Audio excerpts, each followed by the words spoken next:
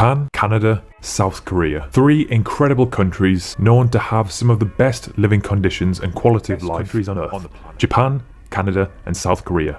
The reason why we've chosen these three countries is that they are geography, demographics, economy, and quality of life. Then, once you've watched the video, we will ask you which one you live in, which one you'd visit, and which one you'd avoid. So sit back, relax, and we hope you enjoy.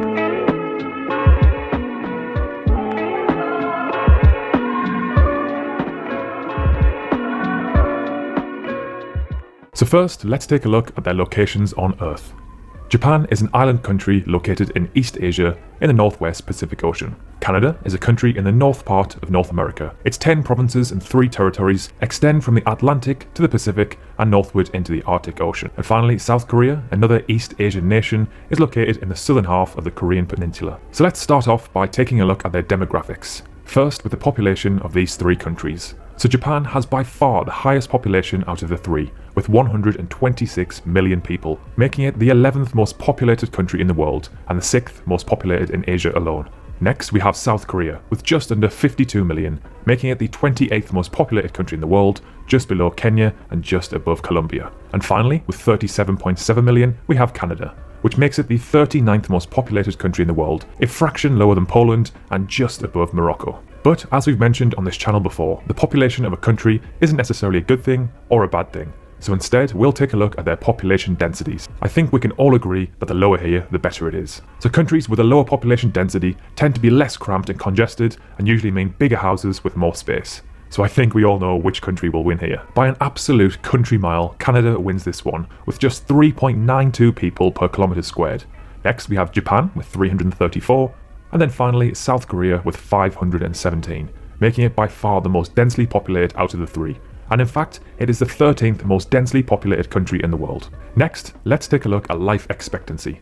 These 3 countries are up there with some of the highest in the world due to their fantastic life quality. So let's start off with Canada in 3rd place, which has an astonishing life expectancy of 82 years. Ever so slightly higher, we have South Korea with 82.5, and then finally we have Japan, which is renowned around the world for its long life expectancy, sitting at an incredible 85.5 years. The traditional Japanese diet results in lower heart disease and cancer rates when comparing it to other developed nations. This, alongside low obesity rates and fantastic healthcare, means that there are now over 71,000 people over the age of 100 in Japan. And to finish off with demographics, let's look at the median age of these 3 countries. The lower here, the better. This is due to a younger workforce and less of an aging population. I think we all know who is going to lose this one. So, South Korea takes the win here with 42.3. Incredibly, Canada's average age is just behind with 42.4, and then Japan at 47.7. Okay, cool, let's now take a look at their geography. We'll start off by looking at the percentage of their landmass that is covered in forest. To my surprise, Japan actually takes the win here at 68.5, followed by South Korea with 64%, and then finally Canada with 34%. It is worth noting, however, that 9% of the world's forests are located in Canada. Now, let's take a look at their total surface. It can be nice to live in a big city or a big country, as a larger space may offer more options for residents and visitors, so the higher here, the better. And again, we all know who has won this one. So this one is crazy. Canada has a total surface area of just under 10 million kilometers squared, making it the 2nd biggest country in the world, only behind Russia. Next is Japan with 378,000 kilometers squared, and then remarkably, South Korea with just under 100,000 kilometers squared, meaning that Canada is roughly 100 times bigger than South Korea. And finally for geography, let's look at how much coastline these 3 countries have. So just like before, Canada takes the clear win with 202,000 kilometers, followed by Japan with 30,000, and then South Korea with a minuscule 2,400 kilometers. Next, let's take a look at the economies of these 3 countries. We'll start off by comparing their GDP per capita. The GDP per capita is calculated by dividing the total GDP by the number of people living in the country. A higher GDP per capita indicates a superior standard of living. So Canada actually takes the win here with $51,500 per person.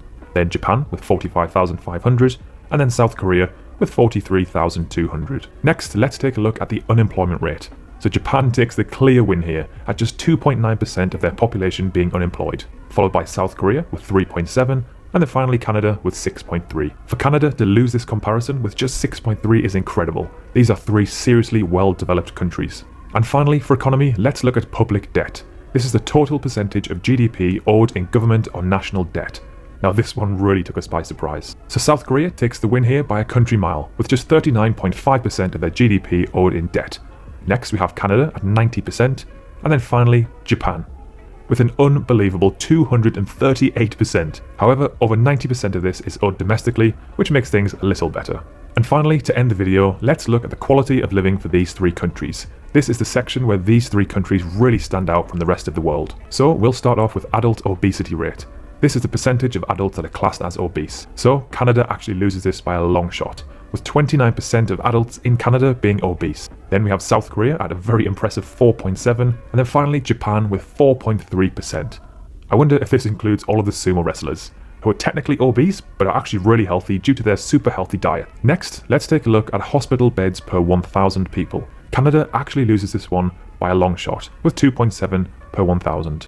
Then we have South Korea at an incredible 11.5 beds per 1,000 people. And then Japan taking the win here with an impressive 13.4. And next we'll have a look at the pollution index for these three countries.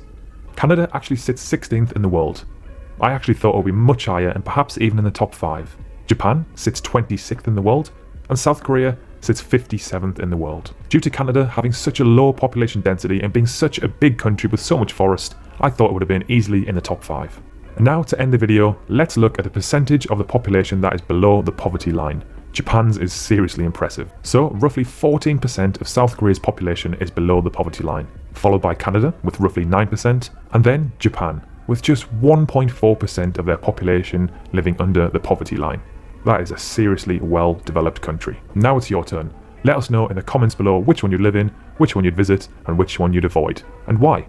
We can't wait to read your comments. And while you're there, let us know which cities or countries we should do next. I would personally live in Canada, and unfortunately I have to avoid South Korea.